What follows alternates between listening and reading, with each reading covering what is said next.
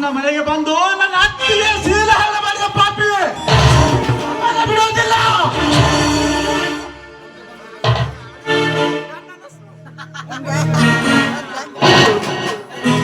ಮುಂದೆ ಬಂದರೆ ಒಟ್ಟಿಗೆ ಇಬ್ಬರು ಸಾಯುವಿರಿ.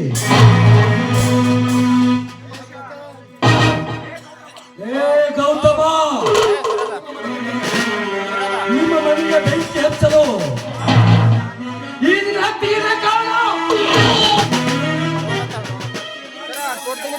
ಈ ನಿನ್ನ ಹತ್ತಿಗೆ ಮಾಡಿರುವ ದ್ರೋಹಕ್ಕೆ ನಿನ್ನ ಮನೆಯು ದೂರವಾಯಿತು. ನಿನ್ನ ಸ್ನೇಹ ಮಾಡಿ ನಿನ್ನ ಹತ್ತಿಗೆ ಶೀಲ ಹಾಳು ಮಾಡಿದೆ. ಇದು ಅಷ್ಟೇ ಅಲ್ಲ, ಆ ನಿನ್ನ ಅಣ್ಣನ ಹೆಂಡತಿ ಮಾಯಾಳೊಂದಿಗೂ 10 ಕೋಟಿ ರೂಪಾಯಿ ಹಣವನ್ನು ತರಿಸಿ ಈಗ ಅವನಿಗೂ ಕೈ ಕೊಟ್ಟು ಬಂದಿರುವೆ. ಈಗ ಈ ಅರಿವಿನೊಂದಿಗೆ ಸೆಟ್ ಆಗಬೇಕೆಂದು ಎಲ್ಲ ನಾಯಿ ನನ್ನ ಮಗನೇ, ಸುಮ್ಮನಿಂದರೆ ಎಷ್ಟೊಂದು ಮಗಳುತ್ತೀಯೋ.